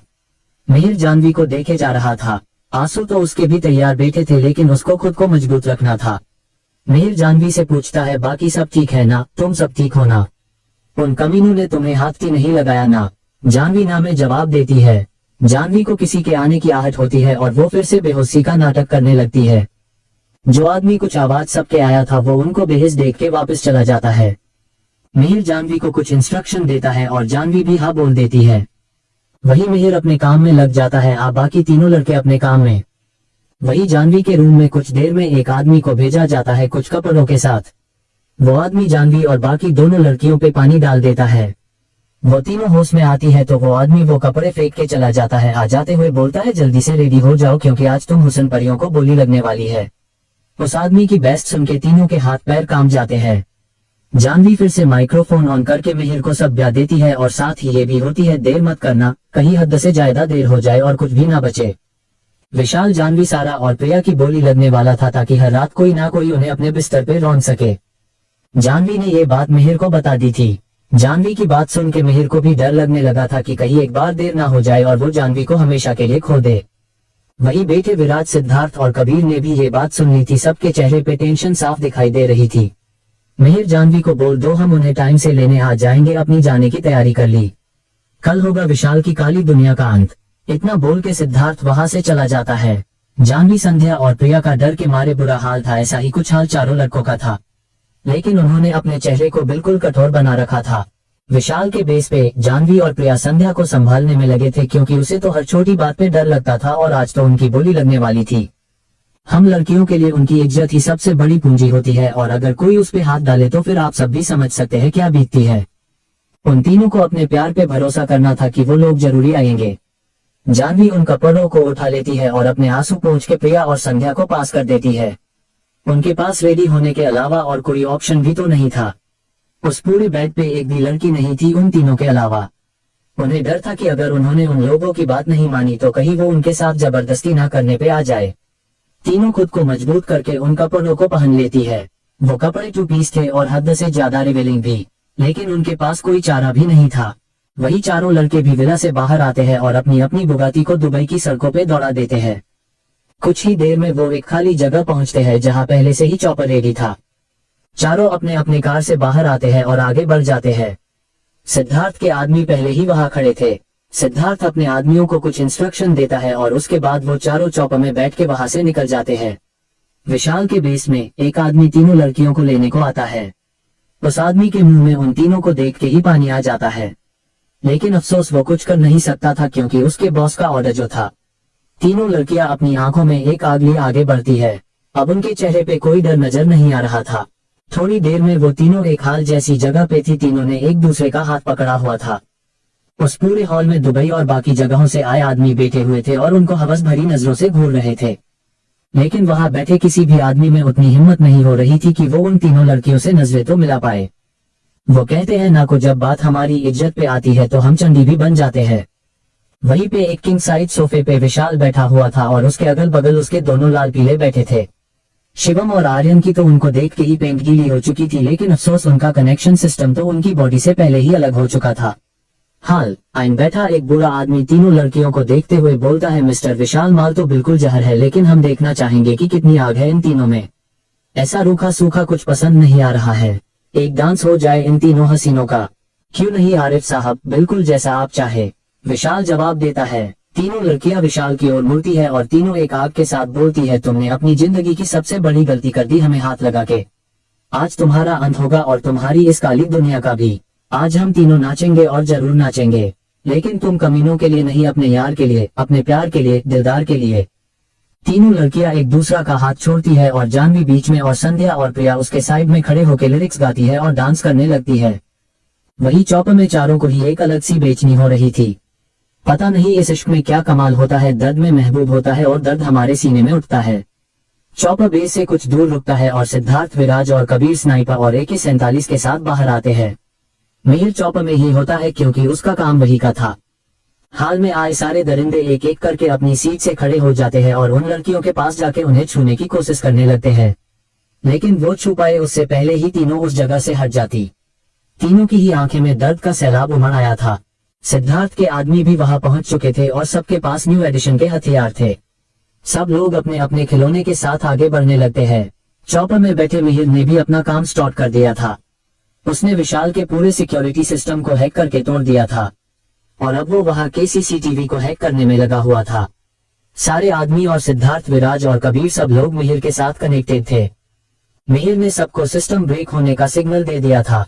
सारे लड़ाक अपनी अपनी पोजीशन ले लेते हैं और आगे बढ़ने लगते हैं।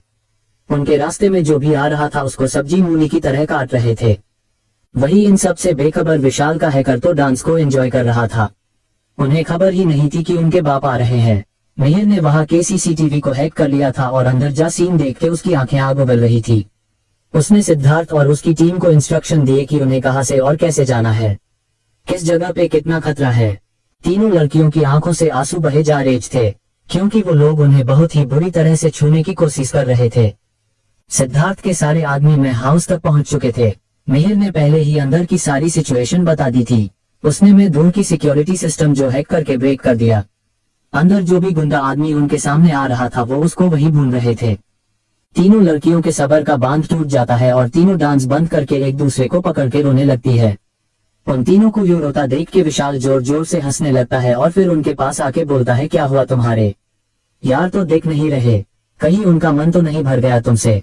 चलो कोई नहीं, वो नहीं तो ये सही, इन लोगों को अब तुम खुश करोगी और ये मुझे।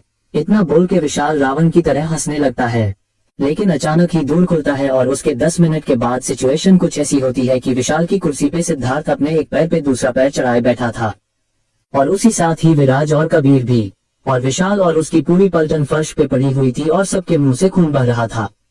हुआ ये था कि अंदर बहुत सारे लोग थे और उनके ऊपर एक साथ अटैक करना मुश्किल था, इसलिए कबीर ने अपने साथ लाए एक केमिकल का यूज करके उन्हें 10 मिनट के लिए बेहोश कर दिया। वही अपने अपने प्यारे पतियों को देख के संध्या और प्रिया की आंखों में चमक आ जाती है। वो केमिकल आंखों से रिएक्ट करता था, इसलिए मिहिर ने जानवी को पहले ही बता दिया था कि जानवी, संध्या और प्रिया ने अपनी आंखें को कवर कर लिया था। वही बाकी सब बेहोश हो चुके थे। जानवी अपने भाई को देख के उसे गले से लगा लेती है। मिहिर बाहर ही रहेगा ये जानवी को पता था। वही कबीर संध्या को और विराज प्रिया को अपनी बाहों में भर लेता है। जानवी ने सिद्धार्थ को बता दिया था कि सारा यहाँ नहीं है। ये सुन के सिद्धार्थ को एक धक्का लगता है, लेकिन उसे अभी खुद को मजबूत रखना था। वो तीनों लड़कियों को बॉडीगार्ड्स के साथ वहां से बाहर भेज देता है। उन कुछ मिनटों में बॉडीगार्ड्स ने उस जगह आए उन सब लोगों का चिरहरण कर दिया था। 10 मिनट के बाद सबको होश आता है तो सबकी आंखों से खून निकल रहा था और पूरी बॉडी पे कट के मार्क्स थे। उनके हाथ उनकी बॉडी से अलग कर दिए थे क्योंकि इन्हीं से उन्होंने उनकी जान को हाथ लगाया था। सिद्धार्थ कबीर के इशारा करता है और कबीर उसका इशारा समझ के आगे बढ़ता है और अपने साथ लाए कुछ विशेष किस्म के कीड़े उन पे डाल देता है। कुछ ही देर में वहां उन सबके चीखने की आवाज आने लगती है। कबीर और विराज आगे बढ़ के विशाल की नजरों के सामने उसके दोनों बेटों को बीच से फाड़ देते हैं। सिद्धार्थ अपनी चेयर से उठता है और विशाल के पास आके उसके गर्दन पे अपना पैर रख के बोलता है, अलविदा। इतना बोल के वो अपने सभी लोगों के साथ वहां से निकल जाता है। उसके निकलने के 5 मिनट बाद वो लोग अपने चौपर में होते हैं और उस जगह को हाइड्रोजन बॉम्ब से उड़ा दिया जाता है। चैप्टर 30 थोड़ा थोड़ा रोमांस और इंडिया वापसी। विशाल और उसकी काली दुनिया का अंत हो जाता है और तीनों बॉयज अपनी अपनी वाइफ के साथ विला वाले से आ जाते हैं और साथ ही सिद्धार्थ भी। उन सबको घर छोड़ के सिद्धार्थ अपना काम हैंडल करने के लिए ऑफिस निकल जाता है। उसके दिल में बहुत दर्द हो रहा था लेकिन वो किसी के भी सामने जाहिर नहीं होने देता। उसे अभी सारा को भी ढूंढना था, इसलिए खुद को मजबूत बनाए रखना जरूरी था। वो ऑफिस चला जाता है और अपने सारे सोर्सेज को सारा को ढूंढने में लगा देता है। उसे ये समझ नहीं आ रहा था कि अब उसका कौन सा नया दुश्मन पैदा हो गया जिसकी नजर सारा पे है। लेकिन ये जो भी है उसको वो छोड़ने वाला बिल्कुल भी नहीं है। बस उसे किसी भी तरह से अब सारा को ढूंढना था। वही दूसरी ओर विला में संध्या रूम में जाती ही खुद को बाथरूम में लॉक कर लेती है। संध्या शावर के नीचे बैठ जाती है और खुद को रगड़ रगड़ के साफ करने लगती है। कबीर बाथरूम के बाहर खड़ा डोर को खुलवाने की कोशिश कर रहा था लेकिन संध्या डोर ओपन नहीं कर रही थी। कबीर को उसकी फिक्र होने लगी थी लेकिन संध्या तो बस रोए जा रही थी। वो कबीर को कोई जवाब नहीं दे रही थी। कबीर से जब और सब्र नहीं होता तो वो बाथरूम का डोर तोड़ देता है। अंदर संध्या ने खुद की हालत बहुत बुरी बना ली थी। उसकी बुरी बॉडी रेड हो चुकी थी। कबीर उसके पास जाने लगता है तो संध्या उसे रोकते हुए बोलती है, प्लीज आप मेरे पास मत आइए, मैं आपके काबिल नहीं रही। उन गंदे लोगों ने मुझे हाथ। संध्या इतना ही बोल पाती है कि कबीर उसके पास पहुंच जाता जाए और उसके मुंह पे अपना हाथ रख देता है। कबीर संध्या को चुप करवाते हुए बोलता है, चुप, बिल्कुल चुप, खबरदार जो एक और वर्ड अपने मुंह से निकला तो तुम मेरे काबिल हो या नहीं ये डिसाइड मैं करूंगा। तुम होती कौन हो ये जज करने वाली। कबीर संध्या को अपनी गोद में उठा के बाथरूम से बाहर ले आता है और उसे बिस्तर पे बिठा देता है और खुद उसके लिए कपड़े लेने चला जाता है। वो अपनी एक शर्ट ले आता है और संध्या को देते ही बोलता है, लो जल्दी से चेंज कर लो। अगर मैं चेंज करने पे आया तो फिर तुम्हें कुछ पहनने की जरूरत नहीं पड़ेगी। इतना बोल के कबीर अपनी एक आंख बंद कर देता है और संध्या उसका मतलब समझ के शर्म से लाल हो जाती है। संध्या जल्दी से शर्ट लेके बाथरूम में चली जाती है और कबीर उसकी जल्दी देख के मुस्कुरा उठता है। वो किसी को कॉल करके संध्या के लिए कपड़े मंगाने लगता है। संध्या को बाथरूम में गए काफी देर हो चुकी थी लेकिन वो अभी तक बाहर नहीं आई थी। कबीर को लगता है कि कहीं उसने फिर से रोना तो शुरू नहीं कर दिया। वो बिना नोक किए ही बाथरूम में घुस जाता है। अंदर संध्या अपने बालों को उस ब्रालेट के हुक से बचाने की कोशिश में लगी थी लेकिन उसके हाथ ही नहीं पहुंच रहे थे। कबीर उसके पीछे जाके खड़ा हो जाता है और उसके खुले कमर पे अपने दोनों हाथ रख के बहुत ही एहसास के साथ उसके कान पे किस करते हुए बोलता है, मैं मदद कर दूं। संध्या कबीर को कोई जवाब नहीं देती और अपने हाथ नीचे कर लेती है और अपनी पलकें भी झुका देती है जैसे उसे हाँ बोल रही हो। कबीर के फेस पे एक स्माइल आ जाती है। कबीर संध्या के बालों को हुक से निकाल देता है और हुक भी खोल देता है। संध्या कस के अपनी मुट्ठी बंद कर लेती है। कबीर अपने दांतों से ही उसके ब्रालेट के स्ट्रिप को उसके कंधे से सरका देता है, उसके कंधों पे अपने होठ रख देता है। संध्या भी खुद को कबीर की बाहों में ढीला छोड़ देती है। कबीर उसके ब्रालेट को निकाल के फेंक देता है और उसके दोनों ब्रेस्ट पे अपने हाथ रख के उन्हें दबाने लगता है। कबीर के हर एक मूव से संध्या मचलने लगी थी और एकदम से पलट जाती है और कबीर के गले लग जाती है। कबीर भी कस के उसे अपनी बाहों में भर लेता है। कबीर संध्या को गले लगाए ही अपने हाथ को नीचे ले जाने लगता है और उसके बचे कपड़े भी उतार देता है। संध्या अपनी आंखें बंद कर लेती है। कबीर उसे बाहों में उठा के उसे रूम में ले आता है और बिस्तर पे लिटा देता है। कबीर अपने सारे कपड़े उतार देता है और संध्या के ऊपर आ जाता है। कबीर संध्या की बॉडी के हर एक पार्ट पे अपने होठ रख के उनमें अपना एहसास छोड़ने लगता है। थोड़ी देर वो दोनों अपने प्यार के समुंदर में गोते लगा रहे होते हैं और उस पूरे रूम में संध्या की सिसकियां गूंज रही थी और कबीर उसे अपने प्यार का एहसास करा रहा था। मिहिर और जानवी के रूम में जानवी मिहिर के गले लग के रोए जा रही थी। उसे अब भी डर लग रहा था। वही मिहिर उसको शांत करवाने की कोशिश कर रहा था। उसको सब कुछ एक बुरे सपने की तरह भूल जाने को बोल रहा था। जानवी मिहिर के सीने में एक बच्चे की तरह डूबकी हुई थी। थोड़ी देर में जानवी शांत होती है तो मिहिर उसे कुछ देर सोने को बोलता है लेकिन जानवी तो उसको छोड़ने के लिए ही तैयार नहीं थी। वो और भी कस के उसके गले लग जाती है और उसको देखते हुए बोलती है, मुझे शावर लेना है और तुम्हारे हाथों से और सिर्फ शावर ही लेना है। जानवी की बात सुन के मिहिर अपनी आंखें बड़ी बड़ी करके उसे देखने लगता है और बोलता है, बीवी तुम मुझे चाकू चलाने को भी बोल रही हो और चोट भी नहीं लगनी चाहिए। मिहिर के पास और कोई चारा भी तो नहीं था। वो जानवी को बाथरूम में ले जाता है और बाथटब में बैठा देता है। उसके बाद खुद भी अंदर आ जाता है और जानवी के सारे कपड़े उतार के उसकी बॉडी को क्लीन करने लगता है। मिहिर ने बहुत मुश्किल से खुद को कंट्रोल कर रखा था। जानवी को फील होता है कि मिहिर नीचे से हार्ड हो रहा है। वो मिहिर को पलट देता है और उसके ऊपर आके अपने होंठ उसके होठों पे रख के मिहिर को खुद में समा लेती है। दोनों ही बाथटब में ही इंटीमेट होने लगते हैं। जहां इन दोनों जोड़ियों पे प्यार की खुमारी छाई हुई थी वही प्रिया और विराज के रूम में कुछ और ही काम चल रहा था। क्योंकि विराज ने अपनी प्यारी बीवी का मूड ठीक करने के चक्कर में ले लिए थे उससे पगे। और फिर जब शेरनी के मुंह में हाथ दे दिया था तो कटना तो था ही। दरअसल हुआ यह था कि विराज प्रिया को गोद में उठाए अपने रूम में आता है, लेकिन प्रिया का मूड बहुत खराब था, वो कुछ भी नहीं बोल रही थी। इसलिए विराज उसका मूड ठीक करने के लिए जल्दी जल्दी और हाफते हुए सीढ़ियां चढ़ने लगता है। विराज की हालत देख के प्रिया चिंता के मारे उससे पूछती है, क्या हुआ, तुम्हारी तबीयत तो ठीक है ना? विराज जोर जोर से सांस लेते हुए बोलता है, अभी तक तो ठीक थी बीवी, लेकिन अब जब इतनी बड़ी भैंस को गोद में उठा के चलूंगा तो तबीयत खराब होना की दूर की बात है। मुझे तो लगता है थोड़ी देर में मेरी ऊपर की टिकट ही कट जाएगी। विराज की बात सुन के प्रिया को बहुत गुस्सा आता है और वो गुस्से से चीखते हुए बोलती है, अभी के अभी मुझे नीचे उतारो। विराज प्रिया के एकदम से चिल्लाने पे डर जाता है और प्रिया को भी छोड़ देता है। प्रिया फर्श पे गिरती है और उसकी कमर में चोट लग जाती है। वो अपनी चोट को भूल के खड़ी हो जाती है और गुस्से से दांत पिसते हुए विराज से बोलती है, कीचड़ में लौटने वाले सुअर, टूटी हुई बियर, 800 किलो के मिनी एलिफेंट, 900 किलो के बिना सिंग के गैंडे, तुम्हारी हिम्मत कैसे हुई मुझे भैंस बोलने की, ऊपर से मुझे गिरने की। खुद के लिए प्रिया के इतने मीठे बोल सुन के विराज को भी गुस्सा आने लगता है और उसका ईगो हॉट हो जाता है, क्योंकि उसने बहुत मेहनत से सुबह के 4 बजे उठ के अपनी ये एब्स वाली बॉडी बनाई थी, जिसे उसकी बीवी ने सिर्फ कुछ सेकंड्स में ही ताता थैया कर दिया था। विराज सलमान खान स्टाइल से अपने शर्ट को बॉडी से अलग कर देता है और फिर प्रिया को कमर से पकड़ के खुद से चिपका के बोलता है, ये देखो, ये अपने एब्स से उसके हाथ रख के मैंने तुम्हारी तरह आलू के 40 पराठे टूस के नहीं बनाए हैं। बहुत मेहनत करनी पड़ती है इसके लिए और तुम्हें मैं हाथी नजर आता हूँ। प्रिया विराज की बातों का कोई जवाब नहीं देती, क्योंकि उसकी कमर में दर्द हो रहा था, उसके चेहरे पे भी दर्द उभर आया था। विराज उसको ऐसे देख के पूछता है, क्या हुआ गधे, पहले तो खुद मुझे चोट देते हो और फिर ये छोटी फिक्र। प्रिया थोड़ा नाराजगी से बोलती है। विराज कंफ्यूज सा उसे देखता है और उसे थोड़ी देर पहले प्रिया को गिराना याद आता है। वो उसे बेड पे लिटा देता है और उसकी कमर पे ऑइंटमेंट लगने लगता है। उसके हाथ प्रिया की कमर पे चल रहे थे, लेकिन धीरे धीरे उसके हाथ अपना कंट्रोल खो के ऊपर नीचे चलने लगते हैं। विराज अपना कंट्रोल खो देता है, वही प्रिया भी उसके छूने से पिघल रही थी, वो भी मदहोश हो रही थी।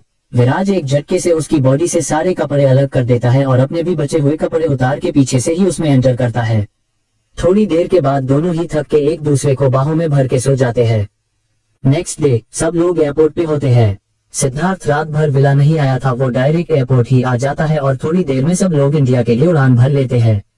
सब लोग सिद्धार्थ की हालत समझ रहे थे, इसलिए कोई भी ज्यादा सवाल नहीं करता। कुछ घंटों की उड़ान के बाद वो इंडिया पहुंच जाते हैं और एयरपोर्ट से बाहर आके सब लोग अपनी कार में सवार होकर सिंघानिया पैलेस के लिए निकल जाते हैं। सब लोग इंडिया वापस लैंड करते हैं और एयरपोर्ट से अपनी अपनी कार में सवार होकर सब लोग सिंघानिया पैलेस के लिए निकल जाते हैं। थोड़ी देर में सब लोग घर में होते हैं। इतने दिन अपनी बच्चियों से दूर रह के सना जी की भी आज आंखें छलक आई थी। वो कस के तीनों को गले लगा लेती है। वही सारा की मॉम पारुल और उसके पापा विवेक जी की हालत बहुत बुरी थी, लेकिन साथ ही साथ उन्हें इस बात की चिंता नहीं थी कि उनका दामाद उनकी बेटी को ढूंढ लाएगा। सब लोग जानवी, संध्या और प्रिया से मिलते हैं।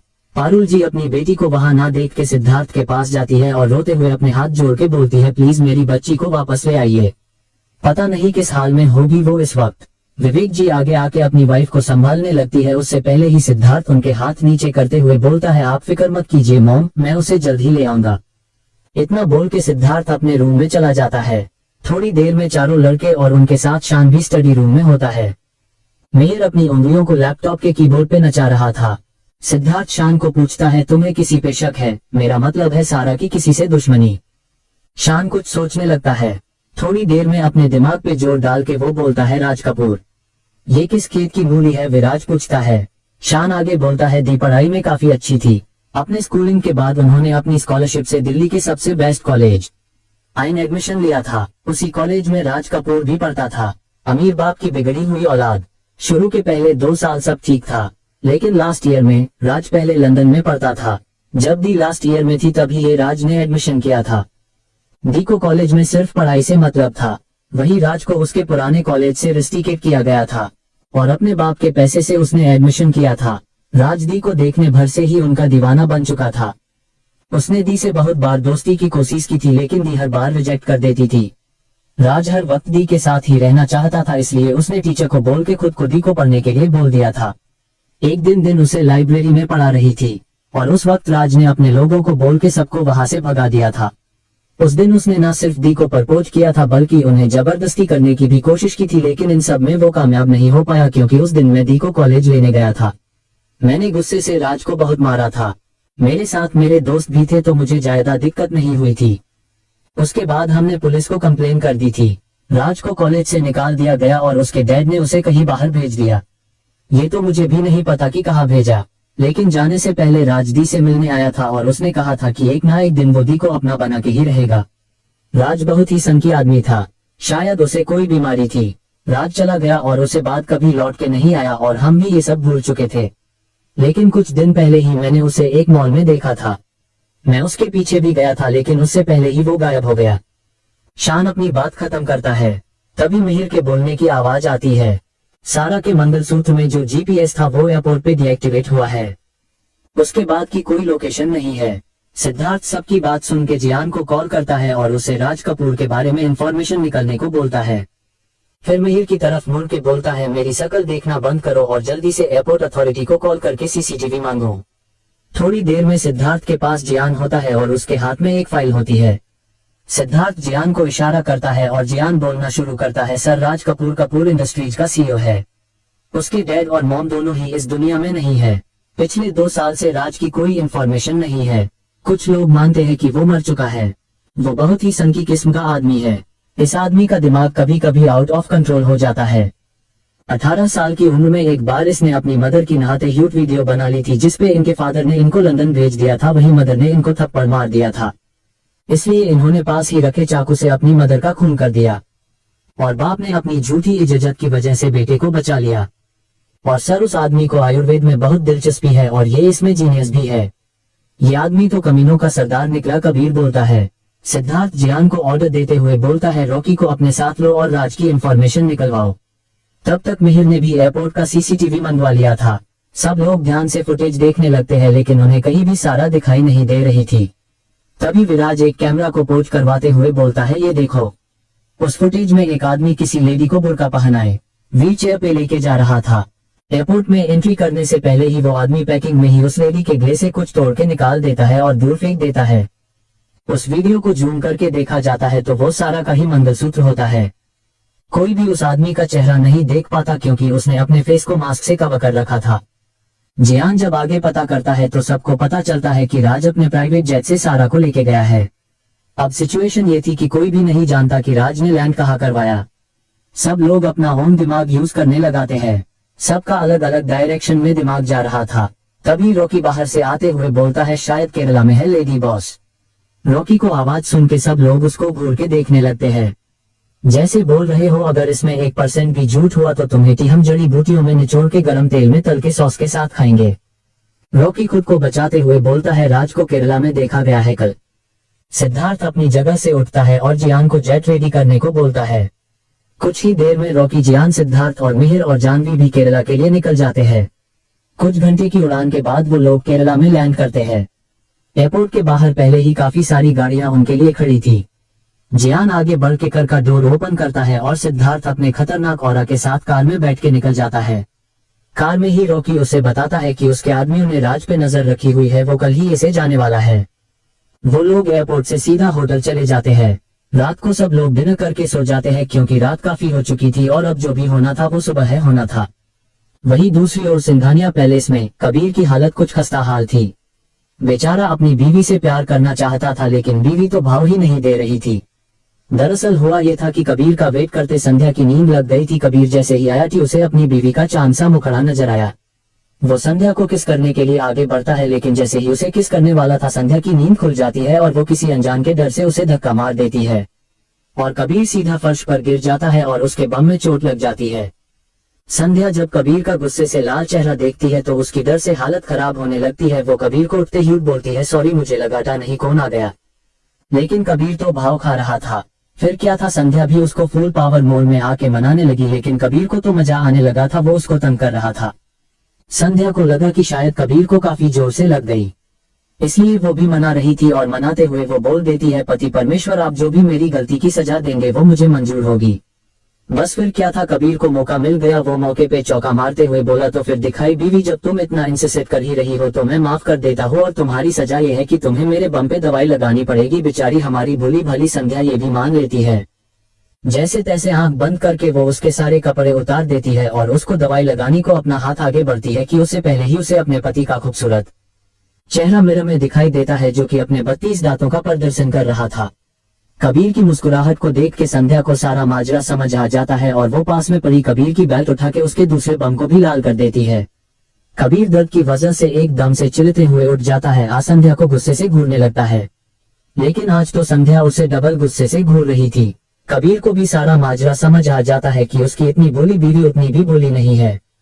वो संध्या को हाथ लगने को आगे बढ़ता है कि संध्या उसे धक्का मार के गिरा देती है और उसके ऊपर बैठे हुए बोलती है, 1 महीने तक अगर तुमने मुझे हाथ भी लगा दिया ना तो मैं तुम्हारी दोनों टांगे तोड़ दूंगी। और उसके ऊपर से उठ के बालकनी में जाने लगती है। लेकिन इंटरवल अभी खत्म नहीं हुआ। हद तो तब हुई जब संध्या ने वापस आके कबीर के प्राइवेट पार्ट को अपने हाथों में पकड़ के कस के दबा दिया और बेचारे कबीर की दर्द से चीख निकल गई। संध्या की आग लगा के चली गई, लेकिन बेचारा कबीर तो आउट ऑफ कंट्रोल हो गया। संध्या ने थी उसके लिए 1 महीने का फरमान सुना दिया, लेकिन उसे तो फिक्र इस बात की थी कि अगर इस 1 महीने में उसके तीनों भाइयों में से किसी ने जायदा महंत कर ली और वो बाप बन गया थी।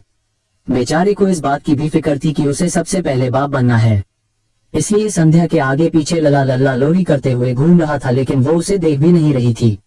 देखी भी थी बेचारी क्या कबीर बिना कपड़ों के उसके सामने ऐसे घूम रहा था जैसे वो 2 साल का बच्चा हो। और इसी के साथ चैप्टर 30 यही समाप्त होता है। कैसी लगी ये स्टोरी कमेंट करके बताएं और वीडियो को लाइक, चैनल को सब्सक्राइब जरूर करें। मिलते हैं कल। Thank you.